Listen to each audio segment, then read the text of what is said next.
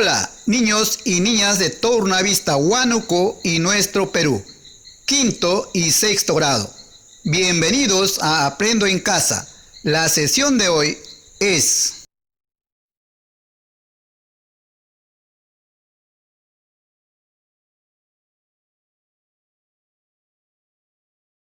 Muy buenos días, familia bonita. Qué gran día para un nuevo aprendizaje. Yo soy Patricia Barreto y esto es Aprendo en Casa, una iniciativa del Ministerio de Educación creada para que podamos conocer más sobre nosotros, nosotras, nuestras familias y nuestra comunidad de la forma más segura y divertida. Como saben, este programa está dirigido a ustedes, chicos y chicas de quinto y sexto grado de primaria, pero bien pueden invitar a todos los que estén en casa con ustedes porque aprender en conjunto es más entretenido. Recuerden además que en estos días nos estamos dedicando a explorar la riqueza cultural de nuestras familias y con qué grupos se han ido formando el Perú tal y como lo conocemos hoy. A partir de ello, identificaremos algunos cambios y permanencias en las diversas formas de celebrar las fiestas patrias a lo largo del tiempo. Con todo este conocimiento nuevo, estaremos listos para superar nuestro gran reto de estas 2 semanas.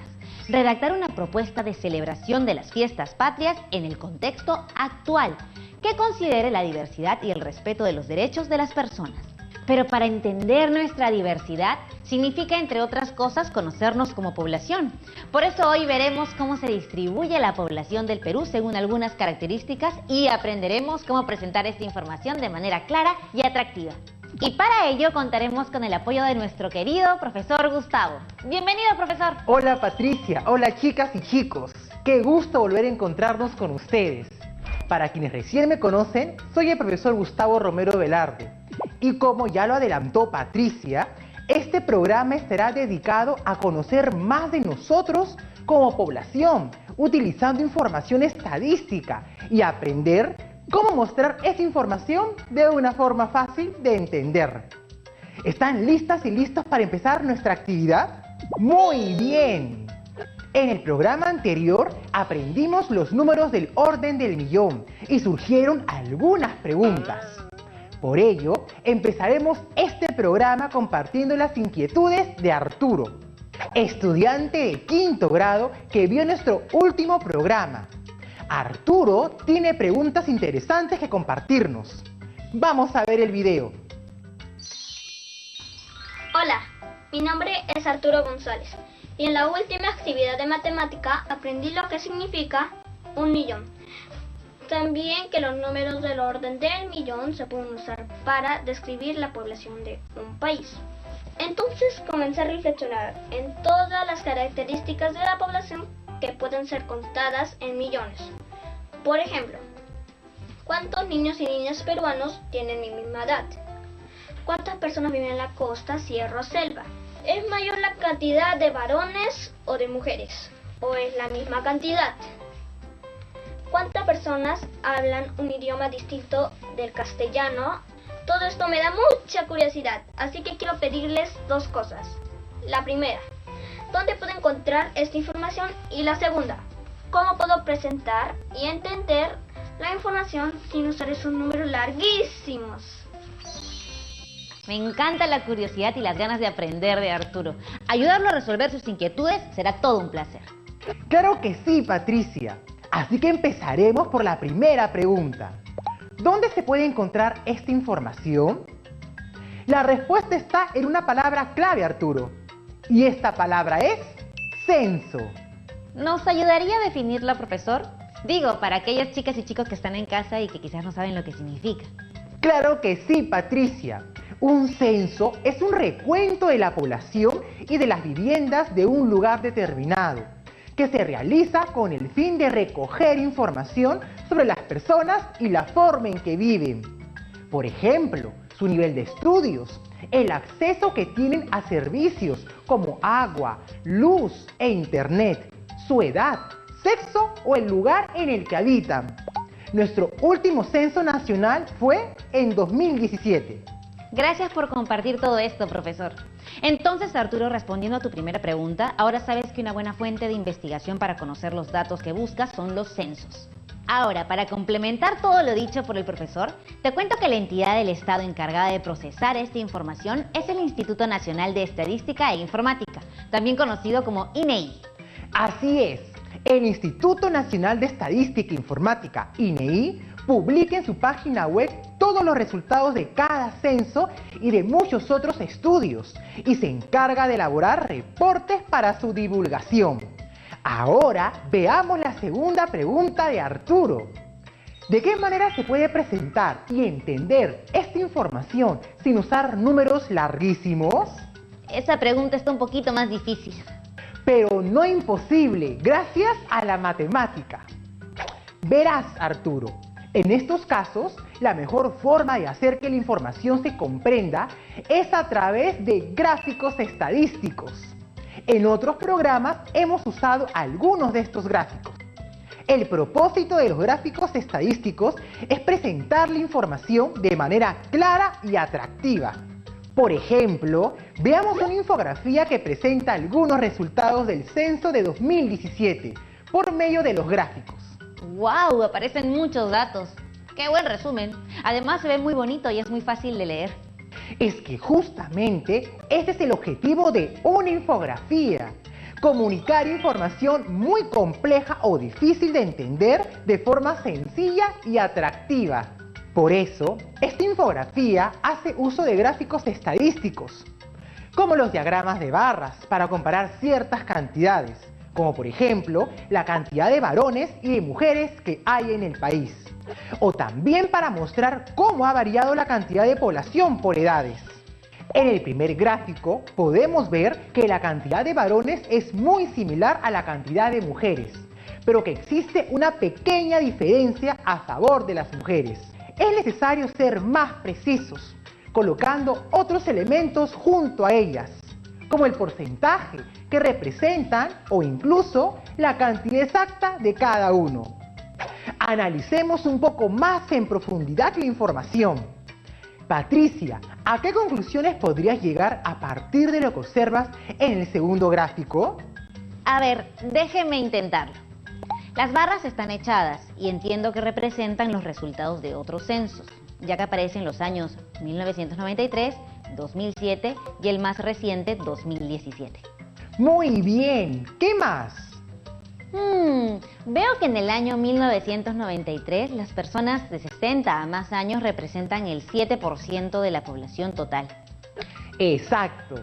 Y eso es como decir que de cada 100 personas, 7 tienen 60 años o más.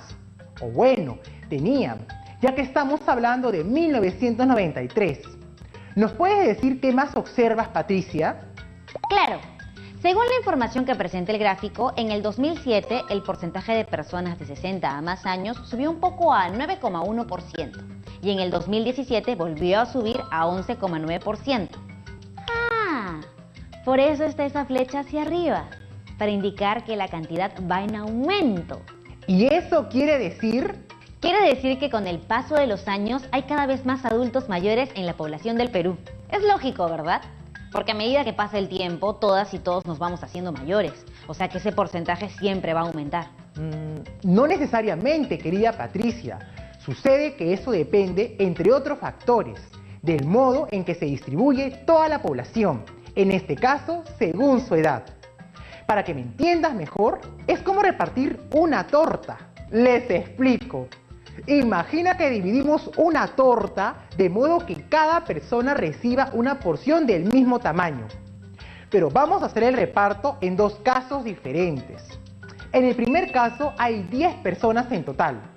2 son niños o adolescentes, 5 son jóvenes o adultos y 3 son adultos de 60 años o más. La torta en este caso debe dividirse en 10 partes. La parte celeste corresponde a lo que reciben los niños o adolescentes. La parte anaranjada lo que reciben los jóvenes o adultos. Y la parte verde corresponde a lo que reciben las personas de 60 años a más.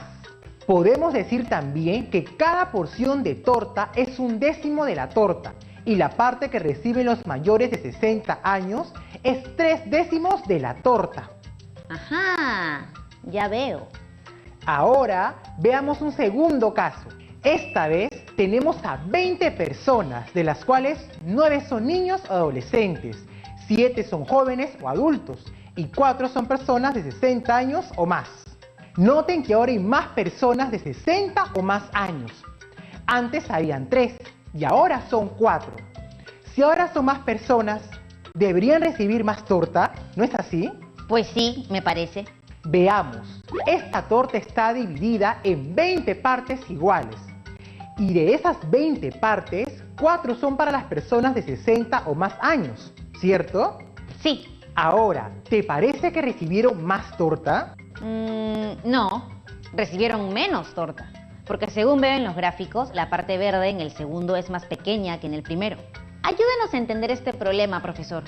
Si en el segundo caso eran más personas de 60 a más años, ¿por qué al final recibieron menos torta?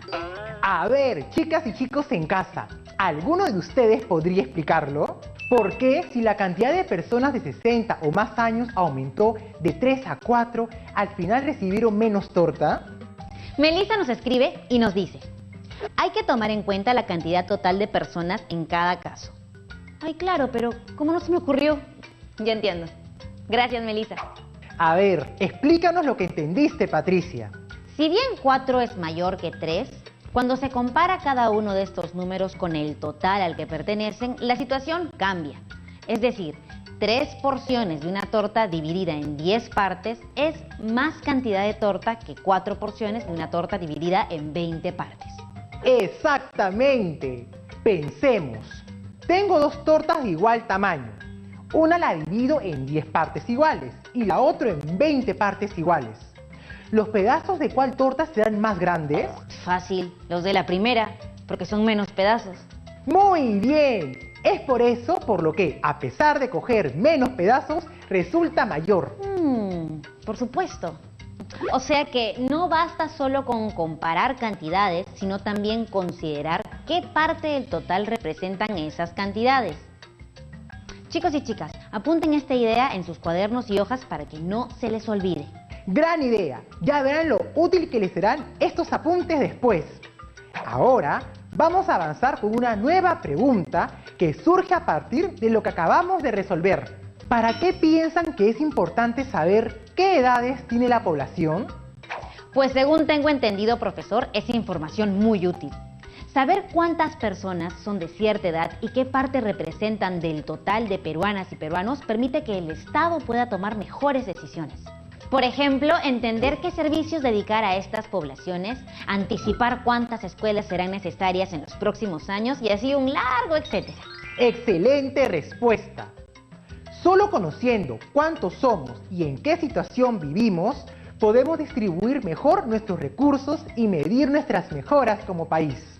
¡Wow! ¿Sabe qué, profesor? Todo esto me hace pensar en lo interesante e importante que son los gráficos. Ahora bien, ¿se puede hacer gráficos de todo lo que nos interesa conocer? Pues, si tienes la información estadística, por supuesto que sí. Y puedes crear tus gráficos usando una computadora o también a mano. Hagamos la prueba. ¿Qué te gustaría representar? Estaba pensando en algo sencillo para empezar, como por ejemplo, la población total. Muy bien. ¿Y qué gráfico estadístico piensas usar? No estoy muy segura.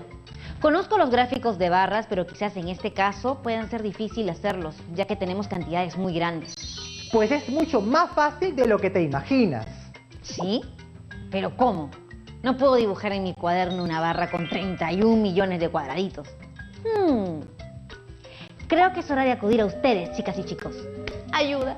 El reto está en sus manos. Solo tengan en cuenta que en un gráfico de barras, la altura de cada barra depende de qué tan grande o pequeña sea la cantidad por representar. Ahora ayudemos a Patricia. ¿Cómo representar la cantidad de peruanos en una barra sin tener que dibujar 31 millones de cuadraditos? Esperamos sus respuestas al regreso.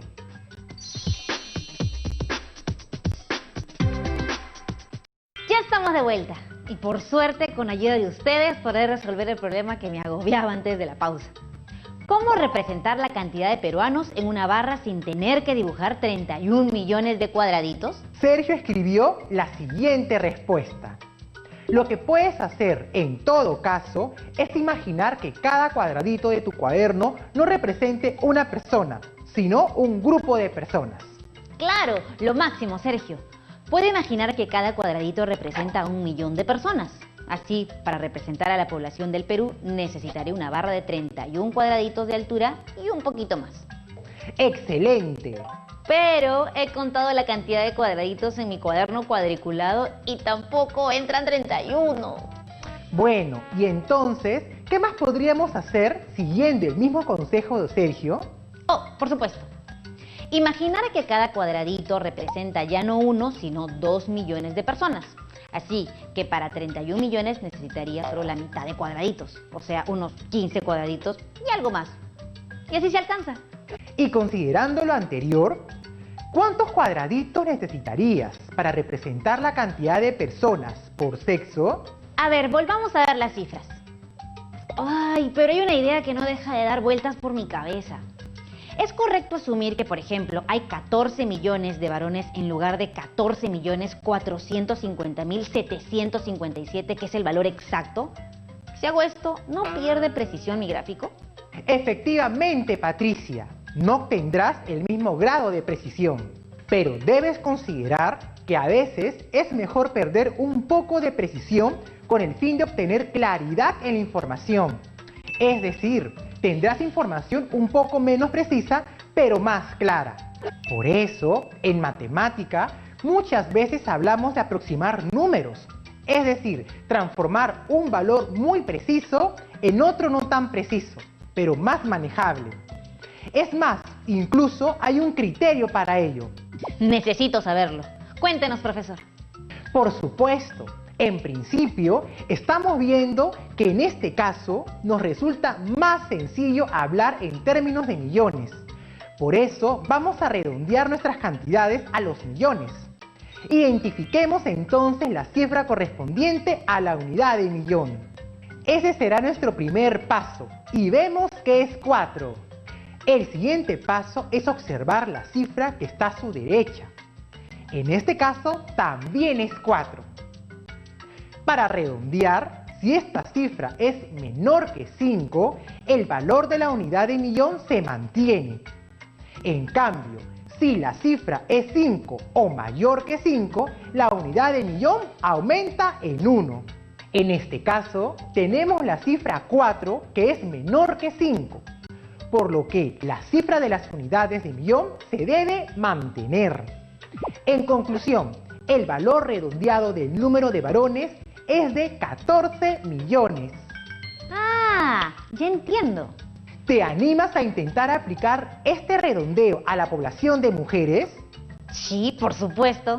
Me encantan los retos. A ver, nos fijamos en la cifra de las unidades de millón. Es 4. Y luego nos fijamos en la cifra de la derecha. Es 9. Y ahora, como 9 es mayor que 5, entonces aumentamos 1 a la cifra de las unidades de millón, por lo que la cifra sería 5 y nos queda como 15 millones. ¡Lo logré! Pero alto, aquí hay algo que no cuadra. Si sumo los 14 millones de varones con los 15 millones de mujeres, me da un total de 29 millones, y no los 31 millones que se supone que son la población total. Pero sí hice exactamente lo que indicaba la regla. Ay, ¿qué pasó, profesor? ¿Esa diferencia de 2 millones se da por la aproximación? No, Patricia. Por lo general, cuando aproximamos cantidades, pueden surgir algunas discordancias o diferencias en las cifras, pero usualmente dichas diferencias no son tan grandes como en este caso. Lo que sucede aquí es que en los censos existe una categoría que se conoce como población omitida, que se refiere a todas esas personas que por diversas razones no fueron censadas. En el censo del año 2017, esa población omitida fue calculada en 1.855.501 personas, cantidad que al ser redondeada se convierte en 2 millones, los 2 millones que faltaban. Así es. ¿Qué les parece si ahora nos tomamos un tiempo para presentar la información?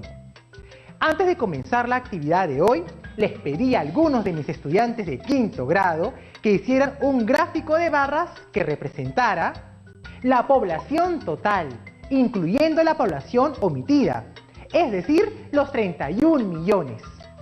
La población de varones, es decir, 14 millones. La población de mujeres, es decir, 15 millones. Y la población omitida, es decir, los aproximadamente 2 millones. Además, les indiqué que, de la misma forma en que lo hemos acordado nosotros ahora, debían suponer que cada cuadradito de su cuaderno representaba 2 millones de personas. ¿Quieren ver los trabajos que me enviaron? Por supuesto, profesor. Pues bien, antes de eso, los invito a que ustedes en casa, y a ti también, Patricia, a que lo intenten. Aquí están nuevamente las indicaciones por si quieren anotarlas para hacer la actividad después. Tómense unos minutos para leerlas, anotarlas y, si pueden, hacer el ejercicio. Si no terminan, no hay problema. Pueden acabarlo después del programa. Muy bien. ¿Lo tienen? Si no, no se preocupen. Ya saben que pueden terminar sus gráficos con calma al final del programa. Exacto, Patricia. Gracias por recordarlo. Ahora sí, chicas y chicos, miremos los trabajos que me enviaron mis estudiantes para ver algunas formas que hay de representar la información obtenida en el censo sobre la población del Perú. He dividido los envíos de mis estudiantes en 3 grandes grupos. Los 2 primeros han utilizado barras diferentes para cada grupo de población, unos colocando las barras de forma vertical y otros de forma horizontal.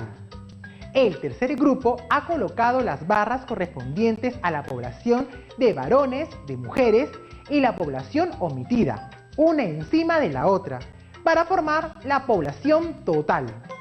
¿Se parecen los gráficos que ustedes tenían en mente a algunos de los que he mostrado? ¡Seguro que sí!